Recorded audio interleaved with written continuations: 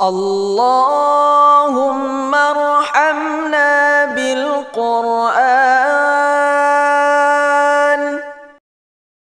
Dalam pendirian Nabi sudah mencontohkan begitu dalam. Kutinggalkan kepada kalian dua harta yang berharga, Quran wa sunnah. Hadis dan Quran, wajib dan sunnah, diamalkan dengan baik. Setelah itu berkasih sayang kamu dengan sesama Muslim. Inamal apa itu? Inamal mu'minuna ikhwah. Sesungguhnya sesama Muslim itu bersaud. Asyidau alal kufar, keras dengan kafir. Keras dengan orang kafir bukan berarti ketemu kafir ayo kita berkelahi, bukan. Kafir, kamu jangan tinggal di sini, bukan begitu. Saya kasih contoh, ada ini masjid Al-Muttaqin, masjid orang-orang bertakwa. Di sebelah sana ada gereja Immanuel, gereja HKBP, gereja Huria Batak. Di sini ada masjid Muttaqin. Saya mau ajar kepada ibu toleransi yang sesuai dengan surat Quran surah Al-Fat 29 tadi. Asyidau alal kufar. Lalu pendetanya datang kepada Pak Imam. Pak Imam, selamat pagi Pak Imam. Pak Imam jawab, ya memang pagi, siapa bilang sore? Ada apa pendeta? Boleh nggak Pak Imam, hari Minggu pagi jemaat saya parkir mobil di halaman masjid karena gereja kami tidak punya parkiran. Sebagai Muslim kita terima atau tidak? Tolak atau tidak? Tolak atau tidak? Hah? Jangan. Mobil jemaatnya diparkir di halaman masjid, boleh atau tidak? Yang bilang tidak, itulah pemahaman yang tidak Islam. Kalau hanya untuk parkir silakan pendeta. Kami doakan juga jangan cuma mobil ente punya jemaah yang diparkir, besok-besok antum juga parkir di belakang imam. Sunat solat 5 waktu masuk Islam. Lihat apa kata pendeta, dia aminkan atau tidak? Kalau dia aminkan, insya Allah lama atau cepat pasti dia masuk Islam. Izinkan ibu bapak, itulah akhlak Islam. Nah ini toleransi. Jangan dipikir yang datang ini radikal lalu tidak ada toleransi. Allahu Akbar. Silakan pendeta parkir mobil jemaatmu, karena kami umat Islam diajar toleransi antar umat beragama. Tapi untuk percaya kepada keyakinanmu kafir, keyakinanmu musyrik, sebagaimana Al-Quran yang bilang, laqad kafara allazina qalu innallaha masihub ibnu Maryam. Kafirlah orang-orang yang berkata Isa anak Maryam adalah Tuhan selain Allah. Itu pendeta. Lakum dinukum waliyadin. Tuhanmu adalah Yesus Kristus, Nabi kami Nabi Isa. Coba pendeta tolong jelaskan sama saya sebagai imam masjid, istilah Yesus Kristus itu dari bahasa apa? Nah ini yang tidak pernah didebat oleh orang-orang soalnya di internet ini satu goblok masalah Kristen, apalagi masalah dua-dua tolol dengan tolol berdebat.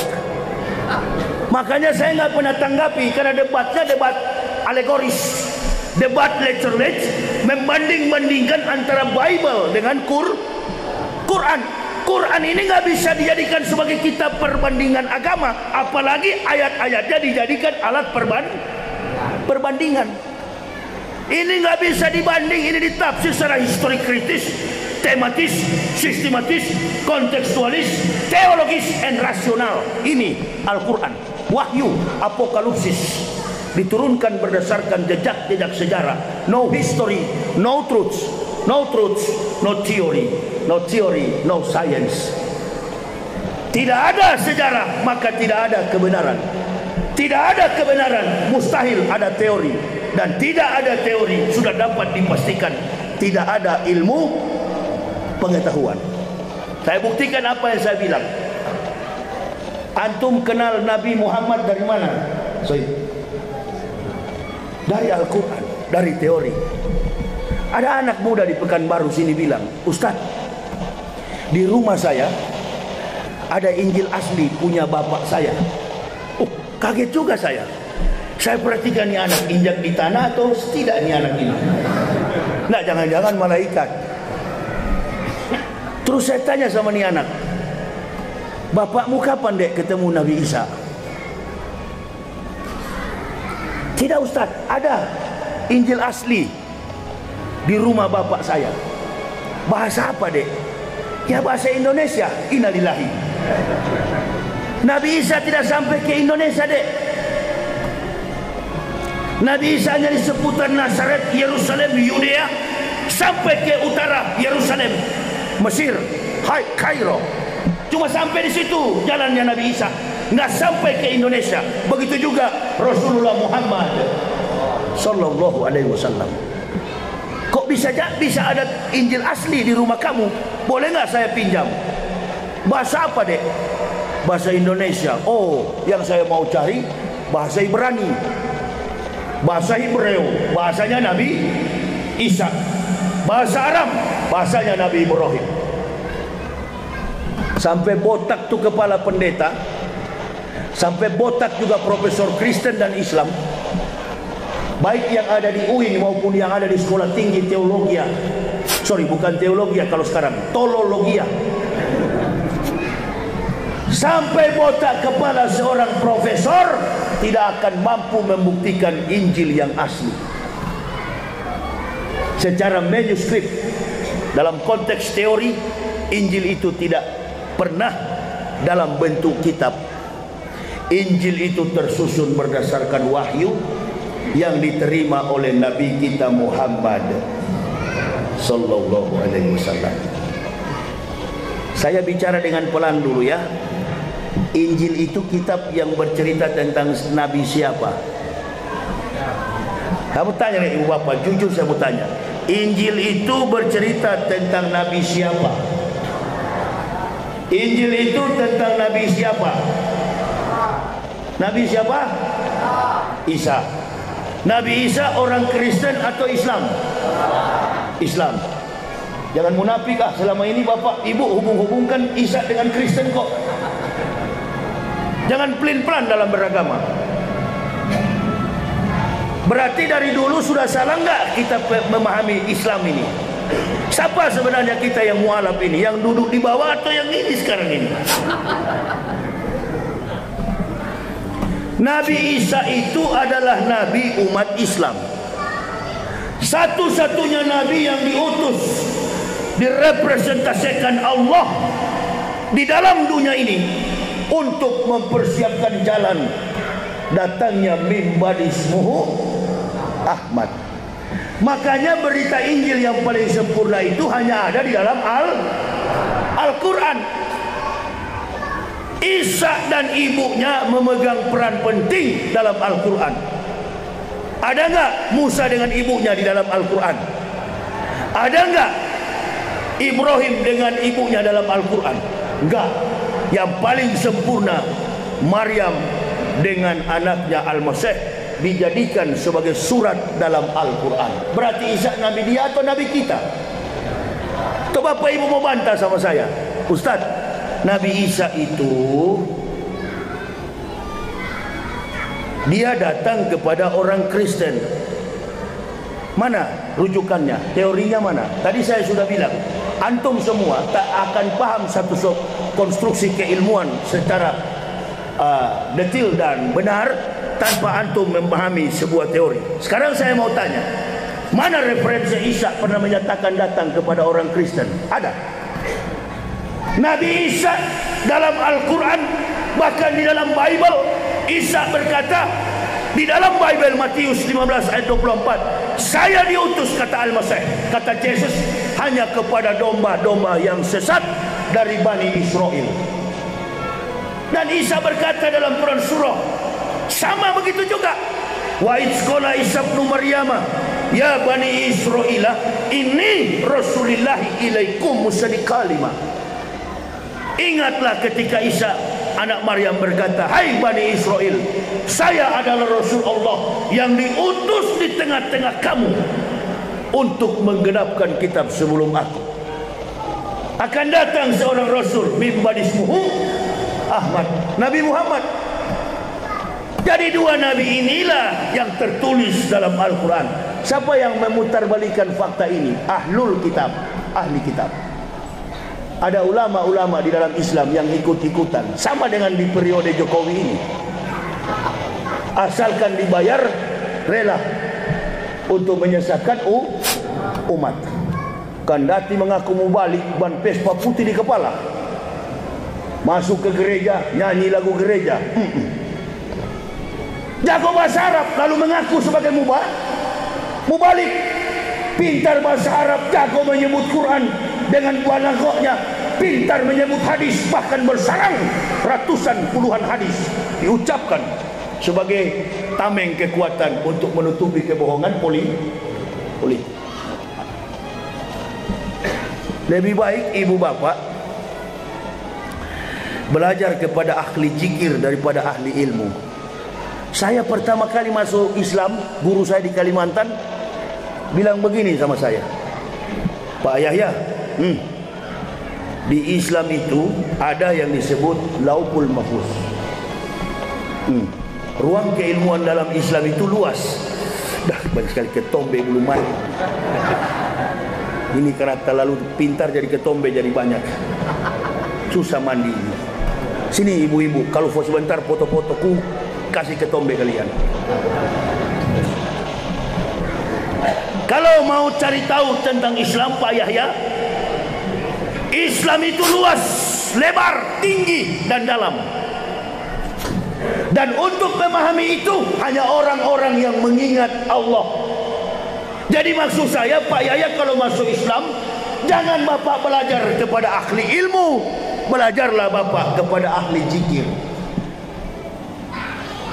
Pak Maruf ini kurang apa ilmu Islamnya? Si munafikun tadi itu kurang apa ilmu Islamnya? Hah? Banyak lagi yang di seberang sana.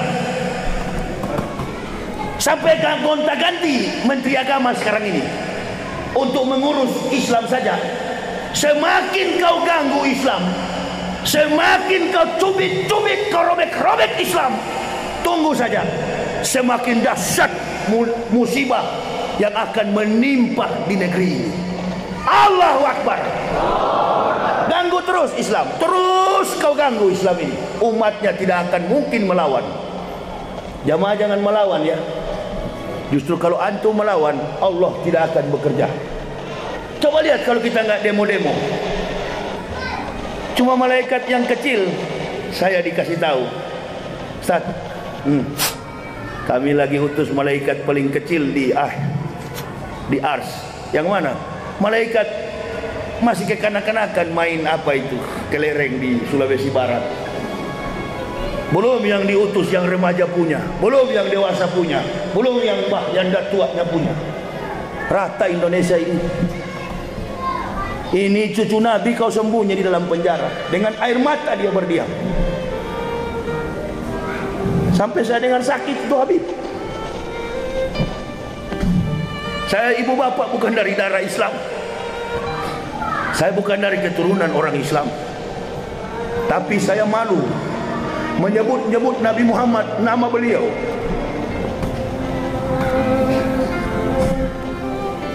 Cucunya kita sakiti.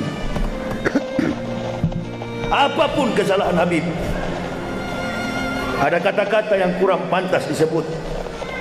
Semua manusia begitu bila dalam tekanan politik yang keras. Saya berulang-ulang katakan, perjuangan Habib Rizik itu sama dengan perjuangan para nabi. Saya bukan dari darah orang Islam, saya orang Manado. Tapi saya sudah diberi hadiah dari Allah, bini anak, satu keluarga. Allah kasih hidayah, petunjuk kehidupan kekal di akhirat. Itu yang tumbuh di dalam jiwa kami untuk membela beliau. Tidakkah ibu bapak rasakan, coba saja berkurung di kamar sendirian, bukan di penjara, di kamar sendirian. Apa tidak sedih hati kita? 2021, 2022, 2023, 2024. Mudah-mudahan sampai di situ Pak Jokowi dan Pak Maruf. Mudah-mudahan Pak Jokowi, Pak Maruf, keluarkan Habib Rizik. Beliau bukan perampok, beliau bukan koruptor, beliau tidak pernah mengambil hak orang lain. Sepanjang jalan dari Pasir Pengarayan, saya nonton YouTube, Haji Munarman ngomong, dipandu oleh seorang komentator Detikom. Saya nonton YouTube, menangis saya sampai parkir mobil di pinggir.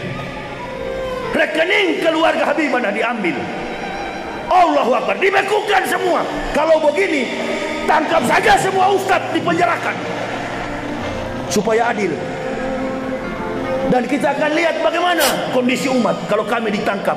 Saya ditangkap, UAS ditangkap, Tengku Zulkarnain ditangkap, semua yang vokal, yang suka mengkritisi Jokowi Maruf, tangkap dan penjarakan kami. Kami sudah siap hidup bersama Habib, hidup dan mati kami.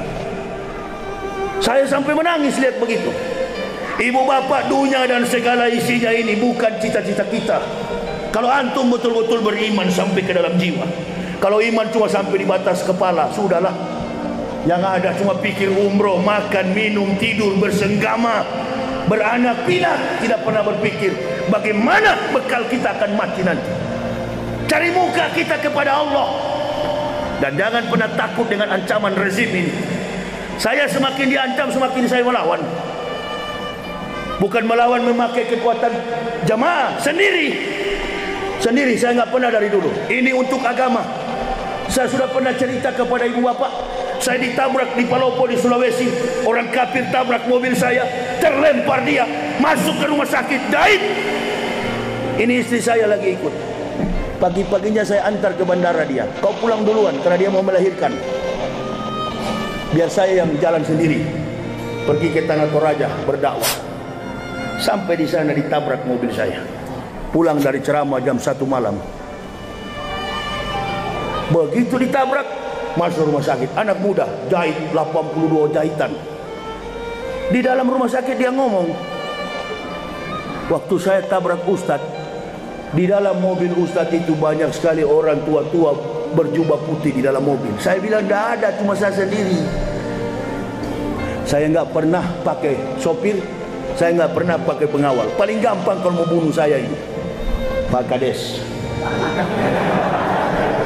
Bapak pun kalau tersinggung sama saya, kita baku hadir di luar sana nanti. Maksud saya begini Pak Kades, sebagai pemimpin Islam, mari kita bersandar kepada Allah. Itu kalau pemimpin politik boleh kita memperalat massa dengan kekuatan argumen untuk bertarung secara politis. Tapi ini bukan barang politik, ini hukum vertikal, mengadu kepada Allah. Jangan jadi seperti Ibrahim, sudah siang malam dengan Allah, bergaul dengan Allah, sujud menyembah kepada Allah. Dalam Quran surah Al-Baqarah 260, Ibrahim pernah meragukan kekuatan Allah. Ya Allah, ya Rabbi, kaifa tuhyil mauta? Bagaimana ya Allah engkau bangunkan orang makhluk yang sudah mati? Kata Allah, Ibrahim, siang malam kau berteman dengan saya, siang malam engkau ada dengan saya, sujud menyembah kepadaku. Masihkah engkau ragu Ibrahim? Kata Ibrahim, bukan begitu ya Allah, saya ingin supaya keyakinanku makin kuat kepadamu.